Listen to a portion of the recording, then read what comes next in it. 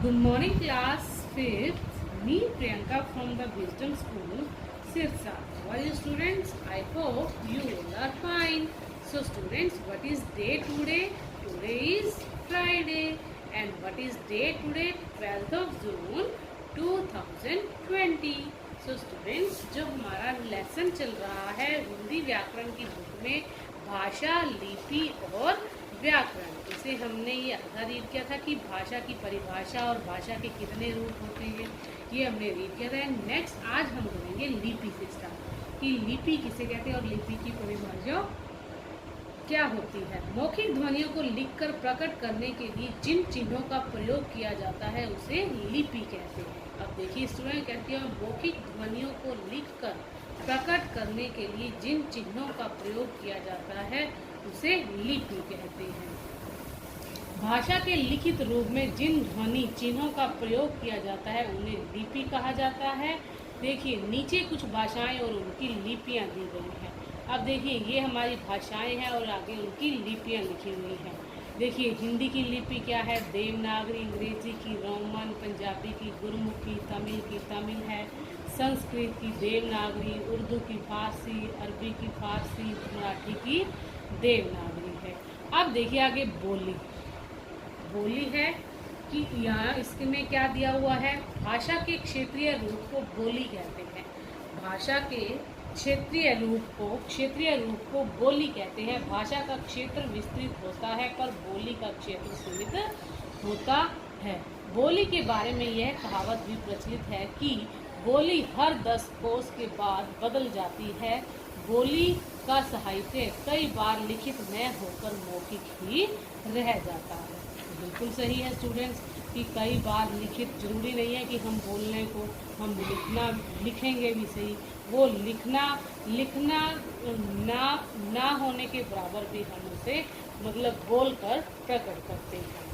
देखिए पूर्वी हिंदी, पश्चिमी हिंदी, मगधी हिंदी, पहाड़ी हिंदी, राजस्थानी हिंदी आदि हिंदी की बोलियां हैं। हमारे देश में पहले 18 भाषाओं को मान्यता मिली हुई थी। देखिए स्टूडेंट्स यहाँ पर अंडरलाइन कर लीजिए कितनी भाषाओं को मान्यता मिली हुई थी, 18 भाषाओं को। किंतु अब उनमें 4 बोलियां और जोड़कर उन्हें भी भाषा का रूप दे दिया गया है। अब भारत में 22 भाषाएं प्रचलित हैं। हर बोली में 2 गाथाएं व लोकगीत कहे, सुने व गाए जाते हैं। भारत के संविधान में मान्यता प्राप्त 21+1 हिंदी भाषाएं हैं। अब देखिए ये 22 भाषाएं दी हैं। संविधान में मान्यता जो हमारी 22 भाषाएं हैं उनको मिली हुई है।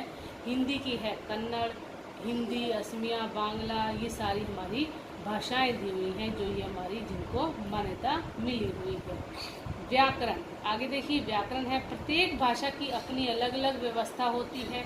विचारों को व्यक्त करने के लिए हम अलग अलग शब्द तथा वाक्यों का प्रयोग करते हैं। भाषा की शुद्धता व एक रूपता को बनाए रखने के लिए व्याकरण का योगदान अत्यंत महत्वपूर्ण होता है। व्याकरण के ज्ञान को प्राप्त कर हम भाषा का शुद्ध प्रयोग करना सीखते हैं। ध्वनि, शब्द तथा वाक्य रचना व प्रयोग की उपयोगिता व सार्थकता जानने के लिए कुछ नियमों का विधान किया गया है। ये नियम ही व्याकरण कहलाते हैं। अब देखिए व्याकरण क्या है, वर्ण विचार, ये है वाक्य विचार और शब्द विचार। अब देखिए आगे व्याकरण वह शास्त्र है जो भाषा को शुद्ध रूप प्रदान करता है। अब व्याकरण क्या है कि जो भाषा का शुद्ध रूप प्रदान करता है, मीन्स जैसे शुद्ध रूप बिल्कुल सही रूप प्रदान करता है। जो शास्त्र हमें वर्णों, शब्दों और वाक्यों के शुद्ध रूप की जानकारी करवाता है उसे व्याकरण कहते हैं। अब देखिए कई बार क्या होता है कि कुछ लाइन गलत ली हुई होती है पर वो क्या होता है कि वो व्याकरण नहीं होती। व्याकरण का मतलब क्या है कि जो वर्ण, जो शब्द या कोई वाक्य है वो बिल्कुल सही होना चाहिए, बिल्कुल सही लिखा होना चाहिए और हमें उसकी जानकारी प्राप्त होती है या जानकारी हमें उसका पता होता है कि ये बिल्कुल सही है, तो वो क्या कहलाता है, व्याकरण कहलाता है। तो हमें इसे लिखने के लिए क्या लिखेंगे, जो शास्त्र हमें वर्णों या शब्दों और वाक्यों के शुद्ध रूप की जानकारी करवाता है उसे व्याकरण कहते हैं। व्याकरण का शाब्दिक अर्थ क्या होता है, विश्लेषण करना। शाब्दिक अर्थ क्या है स्टूडेंट्स? विश्लेषण करना। व्याकरण प्रयोग से न केवल भाषा के शुद्ध रूप को समझ सकते हैं अपितु उसमें एक रूपता भी आ जाती है। भाषा विश्लेषण उसकी रचना, प्रयोग तथा शुद्धता की जानकारी के लिए व्याकरण का ज्ञान अभी आवश्यक है। व्याकरण को तीन भागों में बांटा गया है। अब देखिए, मैंने आपको पीछे भी करवाया था कि व्याकरण देखिए वर्ण विचार, वाक्य विचार और शब्द विचार।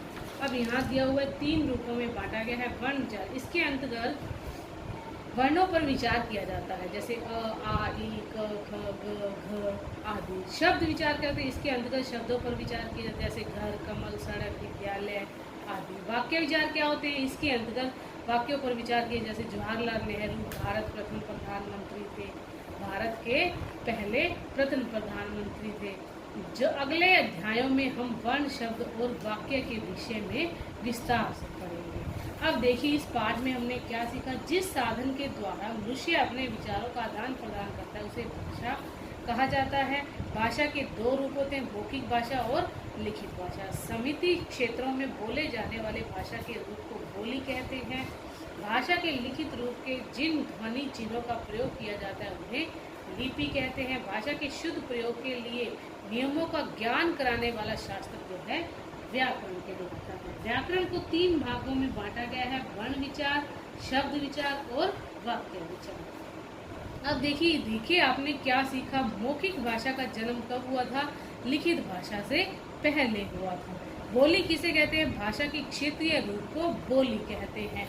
अंग्रेजी की लिपि क्या है स्टूडेंट्स? रोमन है। हमारे देश में पहले कितनी भाषाओं को मान्यता मिली थी?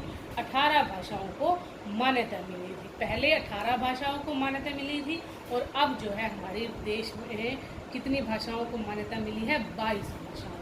तो स्टूडेंट्स, आज का जो है हमारा वर्क है, लेसन है, यहाँ तक करेंगे। तो नेक्स्ट जो हमारा रह गया है वो हम नेक्स्ट वीडियो में करेंगे। ओके स्टूडेंट्स, आज हम सिर्फ ये मौखिक प्रश्न ही करेंगे कि हमने आज क्या सीखा। आपने देखिए आपने क्या सीखा, यहाँ तक हम इसे राइट करेंगे। Thank you students, bye, have a nice day.